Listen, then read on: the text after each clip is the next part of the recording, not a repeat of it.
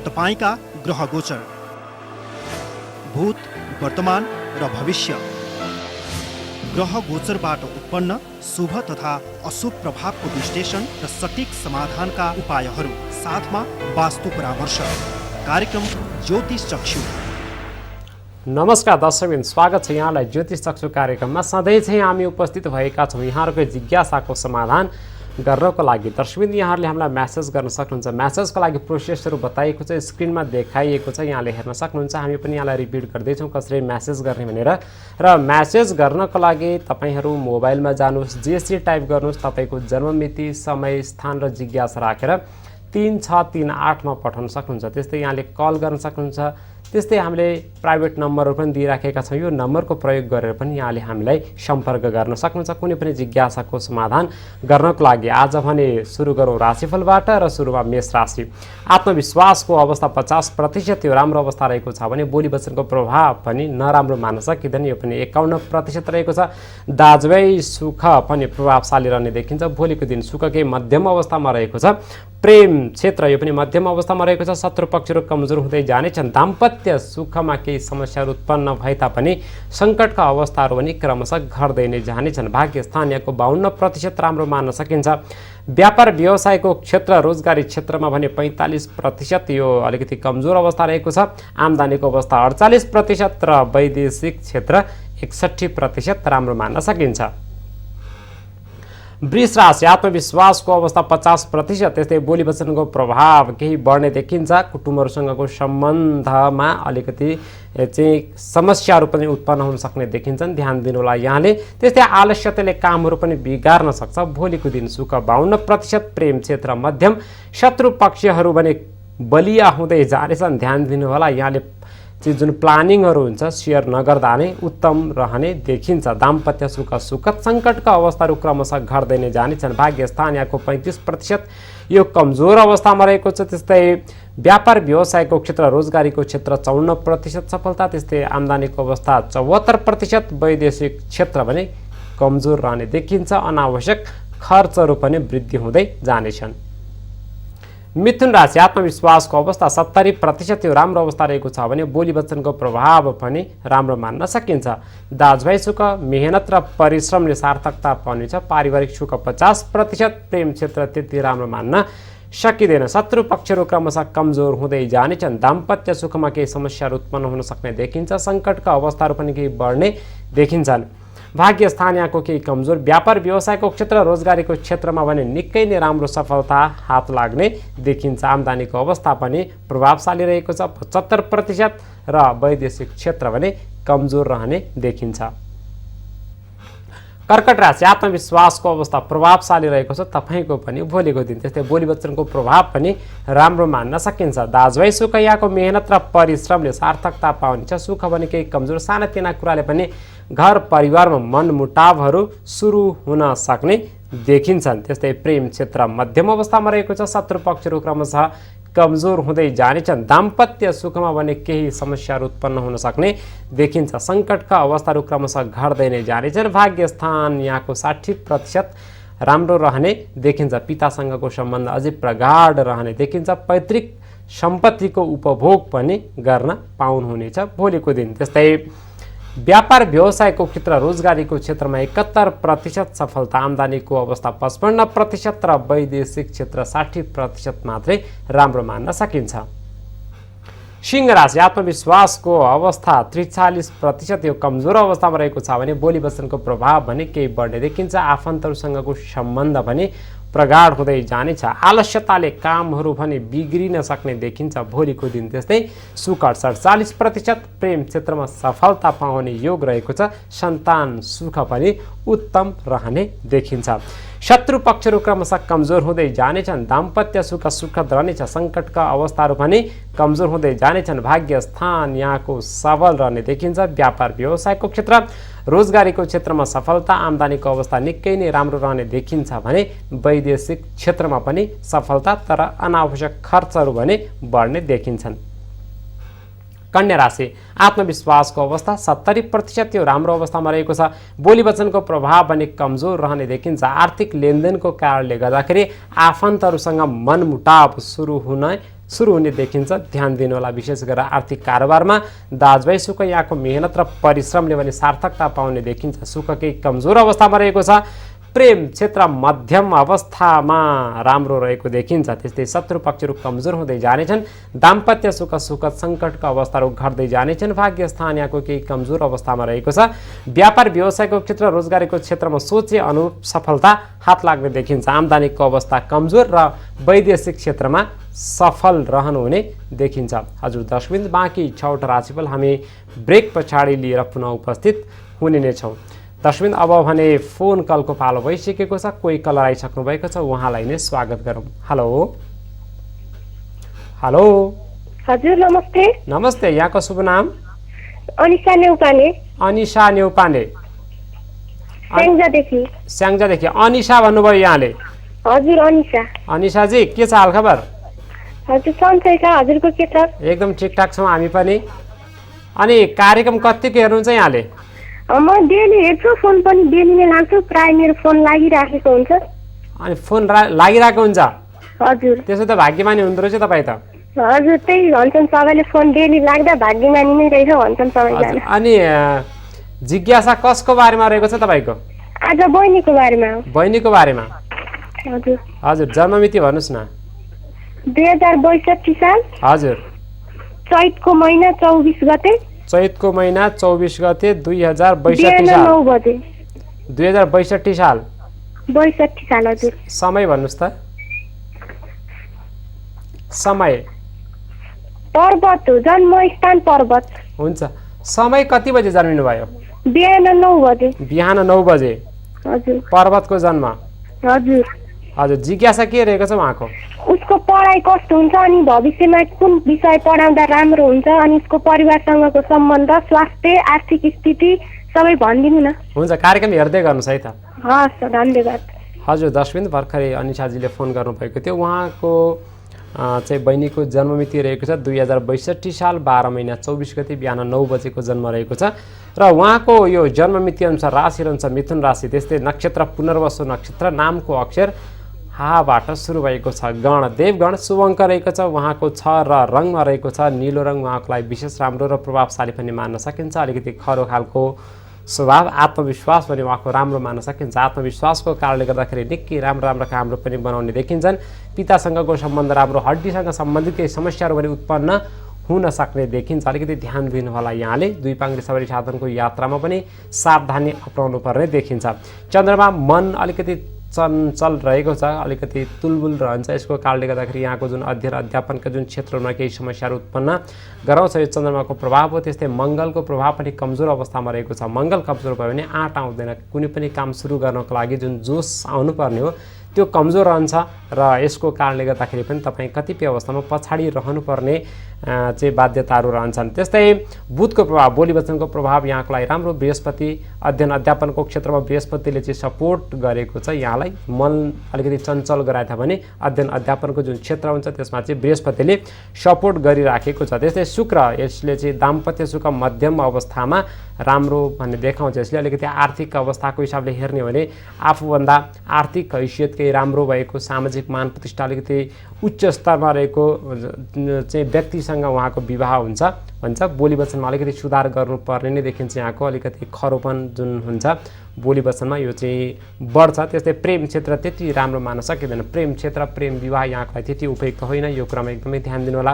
प्लानिङहरू पनि सेयर नगर्नु होला। शत्रु पक्षहरू अलिकति बलिया नै रहेका देखिन्छन्। सामाजिक मान प्रतिष्ठा इज्जतको हिसाबले भने प्रभावशाली, स्वदेशमै राम्रो प्रगति रहने देखिन्छ विदेशको तुलनामा। र जुन स्टडीको विषयमा कुरा गर्नुभएको छ यहाँले, र यसको लागि चाहिँ अध्ययन त्यति नराम्रो त देखिँदैन। तर अहिले जुन समय चलिराखेको छ यो समयलाई अध्ययन गर्दाखेरि चाहिँ शनिको समय चलिराखेको छ। शनिको अन्तरमा शनि यो 2072 सालको भाद्र महिनाबाट सिद्धिएर शनिको अन्तरमा बुधको समय सुरु भइसकेको छ। बुध अध्ययन अध्यापनसँग सम्बन्धित ग्रह नै हो र यसको अवस्था राम्रो, दशम स्थानमा गएर बसेको छ। अध्ययन अध्यापनमा यसले पक्कै पनि राम्रो गराउँछ। अलिकति यहाँले मेहनत चाहिँ गर्नुहोस्। अध्ययन अध्यापनका जुन क्षेत्रहरूमा राम्रो, व्यवस्थापन क्षेत्र एकदमै राम्रो मानिन्छ। यो चाहिँ पहिलो नम्बरमा हो। र दोस्रो नम्बरमा चाहिँ टेक्निकल लाइनहरू मङ्गलले सपोर्ट गरेको छ। पहिलो क्षेत्र चाहिँ व्यवस्थापन क्षेत्र नै हो अध्ययन अध्यापनको हिसाबले हेर्ने हो भने। र पारिवारिक जुन सुख हुन्छ पारिवारिक सुखमा केही समस्याहरू चाहिँ रहन्छन्। राहु र केतुको जुन प्रभाव रहेको छ नवमांश कुण्डलीमा सुख स्थानमा यसले अलिकति समस्या पारिराखेको छ। अलिकति वैचारिक मतभेदहरू चाहिँ यसले गरिराखेको हुन्छ। त्यसकारण सानातिना कुरालाई ठुल्ठुलो इस्यु बनाएर अगाडि नबढ्नु राम्रो मानिन्छ पारिवारिक सुखमा। यदि यहाँले सुख पाउने हो भने पारिवारिक क्षेत्रमा र अन्य अवस्थाहरू भनेको त यहाँको राम्रो छ। बरु अहिलेको लागि केही उपाय भने यहाँले गरिदिनुहोस्। अध्ययन अध्यापनमा अलिकति ढिला सुस्ती भने अहिलेको समयमा गराउँछ। यसको लागि शनिबारको दिन यहाँले चाहिँ शुद्ध भोजन लसुन प्याज माछा मासु यहाँले बन्द गर्ने, पिपलमा जल चढाउने यो काम गर्नुहोस् र सेतो पुष्पराज धारण यति गर्नुभयो भने विशेष राम्रो र शुभ अङ्क चाहिँ यहाँको 6 रहेको छ। हजुर दर्शकबिन हामीले अनिशाजीले चाहिँ कल गर्नुभएको थियो। उहाँकै बहिनीको विषयमा हामीले कुरा गऱ्यौँ। अहिले भने म्यासेजतर्फ लाग्दैछौँ र पहिलो म्यासेज हामी लिँदैछौँ अग्नि प्रसाद पौडेल। उहाँले हामीलाई स्याङ्जाबाट म्यासेज गर्नुभएको छ र उहाँको जन्ममिति रहेको छ 2043 साल मङ्सिर 1 गते बिहान 11:14 को जन्म रहेको छ र उहाँले चाहिँ जिज्ञासा राख्नुभएको छ समग्रमा सबै कुरा भनेर भन्नुभएको छ। अग्निप्रसाद पौडेलजी सायद कार्यक्रम हेर्दै हुनुहुन्छ होला।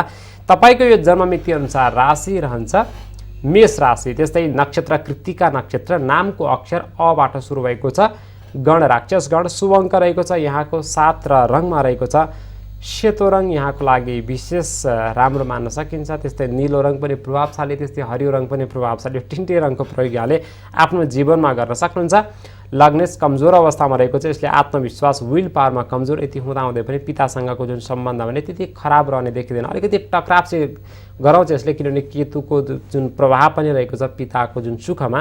यति हुँदाहुँदै पनि सूर्यको प्रभाव दशम स्थानमा प्रभावशाली भएको हुनाले पितासँगको जुन सम्बन्ध हुन्छ दीर्घकालीन हिसाबले हेर्ने हो भने यो राम्रो मान्न सकिन्छ। र पिताको आशीर्वाद यहाँको प्रगतिको हिसाबले हेर्ने हो भने पिताको आशीर्वाद यहाँलाई यहाँको जीवनमा धेरैभन्दा धेरै आवश्यकता रहेको छ। पिताको विशेष सम्मान चाहिँ यहाँले गर्नुपर्ने हुन्छ र बोली वचनको प्रभाव पनि राम्रो मान्न सकिन्छ। एकदमै मेहनत गर्न सक्ने व्यक्तित्व पनि हुनुहुन्छ तपाईँ। लगभग यहाँको उमेरको 30 वर्षसम्म चाहिँ सङ्घर्षशील समय नै हो। यहाँको उमेरको 30 वर्षसम्म, 30 वर्षभन्दा पछिल्लो समयको प्रगति यहाँको लागि विशेष राम्रो मान्न सकिन्छ। पारिवारिक सुख पनि राम्रो छ, तर गएका केही समयहरू लगभग 1 वर्षदेखिको जुन समय छ राम्रो छैन, किनभने अडिया दशा यहाँलाई सुरु भइसकेको छ। यो 1.5 वर्ष अझै पनि रहन्छ। नयाँ क्षेत्रमा चाहिँ यहाँले जुन लगानीहरू गर्ने, त्यस्तै चाहिँ अध्ययन अध्यापनको क्षेत्रमा अलिकति बढी मेहनत गर्ने काम यहाँले गराउनु पर्ने हुन्छ र नयाँ क्षेत्रको जुन लगानीलाई एकदमै यहाँले चाहिँ निरुत्साहित गर्नुपर्ने अथवा नगर्ने र यहाँलाई धेरै आइडिया छ भने केही सामान्य लगानीबाट मात्रै सुरु गर्ने यो काम गर्नुहोस्। र रोजगारीको क्षेत्रको कुरा गर्नुहुन्छ भने त्यति सन्तोषप्रद अहिलेको समय भने रहँदैन। लगभग 1.5 वर्षभन्दा पछिल्लो समयको जुन क्षेत्र हुन्छ यहाँको जुन जागिरको हिसाबले यो चाहिँ राम्रो गराउँछ। त्यस्तै वैदेशिक क्षेत्रमा पनि तपाईँ अगाडि बढ्न त सक्नुहुन्छ, तर स्वदेशकै प्रगति विशेष राम्रो रहेको छ। र अहिलेको समय चाहिँ उहाँको चलिराखेको छ राहु 2084 सालसम्म रहन्छ। पराक्रम स्थानको राहु त्यति खराब अवस्था त मानिँदैन। अलिकति दाजुभाइसँगको जुन सम्बन्धमा चाहिँ यसले चाहिँ बिगार्न सक्ने सम्भावना प्रबल रहेको हुन्छ। र राहुको अन्तरमा यति बेलाको समय चाहिँ शनिको समय चलिराखेको छ। राहुको अन्तरमा शनि लग्नेश हो। लग्नेशले आम्दानीको जुन क्षेत्रहरूमा वृद्धि गराउने खालका योगहरू चाहिँ बनाउँछ। यसले अलिकति उतार चढाव आम्दानीमा हुन्छ, त्यही पनि आम्दानीलाई वृद्धि गराउँछ, तर अनावश्यक खर्चहरू पनि यसले बढाइराखेको हुन्छ। यसको लागि यहाँले शनिको उपाय चाहिँ विशेष गर्दा राम्रो मानिन्छ। शनिबारको दिन नै यहाँले पिपलमा जल चढाउने, त्यस्तै कालो वस्तुहरू दान गरिदिने र पन्ना धारण यहाँले गर्नुहोस्। पन्ना धारण गर्नुभयो भने समग्र जुन भविष्य हुन्छ यहाँको लागि राम्रो। र दाम्पत्य सुख जुन हुन्छ दाम्पत्य सुख यहाँको लागि सुखद रहने देखिन्छ। त्यस्तो नराम्रो अवस्था छैन र विवाहभन्दा जुन पछिल्लो समय हुन्छ यहाँको लागि प्रगतिशील पनि मान्न सकिन्छ। र अझै सन्तान जन्मिसके पछिल्लो जुन समय हुन्छ प्रगति अझै राम्रो गराउँछ, किनभने यहाँको जुन सन्तानसँग सम्बन्धित जुन ग्रह छ 10औं स्थानमा आफ्नो घरमा प्रभावशाली भएर बसेको छ। पिता स्थान पनि मानिन्छ 10औं स्थानलाई, कतिपय अवस्थामा 9औं स्थानबाट पनि हेरिन्छ, तर 10औं स्थानलाई नै पिताको स्थान मानिने भएकोले चाहिँ पिताको प्रगतिको हिसाबले पनि सन्तान जन्मिसके पछाडि अझै राम्रो मान्न सकिन्छ। समग्रमा यहाँको भविष्य राम्रो रहेको छ।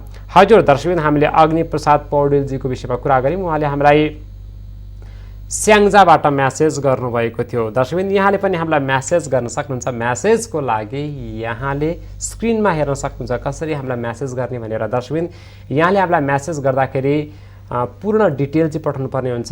जन्ममिति, समय, स्थान, कुन ठाउँमा जन्मिनु भयो र समय पठाउँदाखेरि चाहिँ AM PM यहाँले छुट्याइदिनु होला। र राति 12 बजेभन्दा पछिल्लो समयलाई चाहिँ भोलिपल्टको डेट मानेर यहाँले पठाइदिनु होला, किनभने यहाँले पठाउनुहुन्छ तर अघिल्लो दिन चाहिँ मानेर पठाउनु भएको हुनुहुन्छ होला। सायद कतिपय अवस्थामा हामी पनि कन्फ्युजनमा रहन्छौँ, यहाँले पनि एकुरेट पठाउनु भएको हुँदैन, त्यसले गर्दाखेरि त्यस्ता खालका जुन म्यासेजहरू हुन्छ हामीले लिएका छैनौँ र यो कुरालाई एकदमै ध्यान दिनु होला यहाँले। र यहाँले आफ्नो म्यासेज पठाउँदाखेरि आफ्नो पुरा नाम भने पठाउनु होला। कतिपय अवस्थामा जन्ममितिहरू प्रशस्तै आएको छ तर यहाँले नाम भने पठाउनु भएको छैन, नाम चाहिँ एकदमै अनिवार्य रहन्छ, नाम पठाउनु होला यहाँले।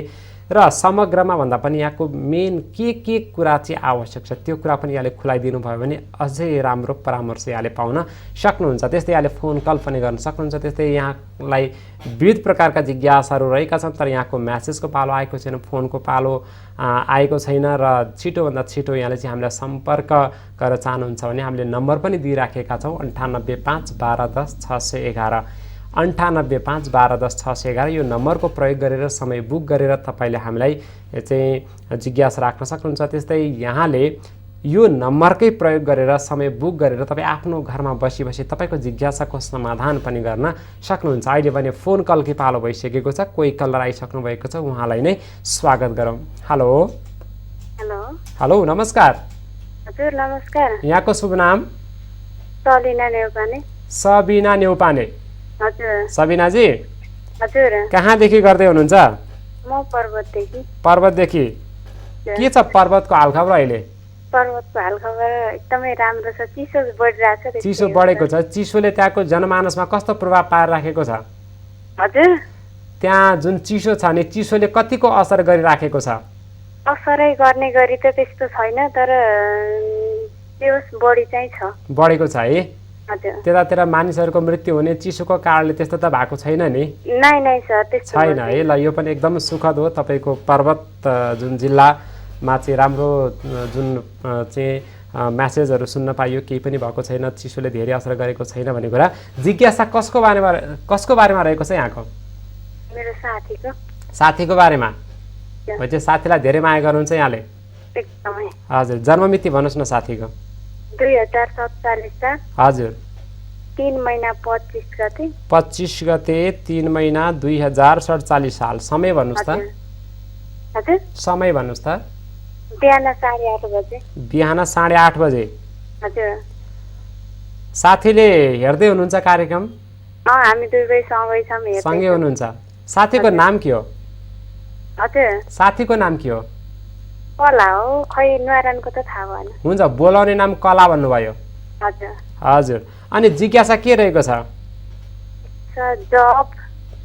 जब अनि म्यारिड। हजुर। अनि समग्र भविष्य बताइदिनु न। जब म्यारिज समग्र भविष्य। कार्यक्रम हेर्दै गर्नुहोस् है त।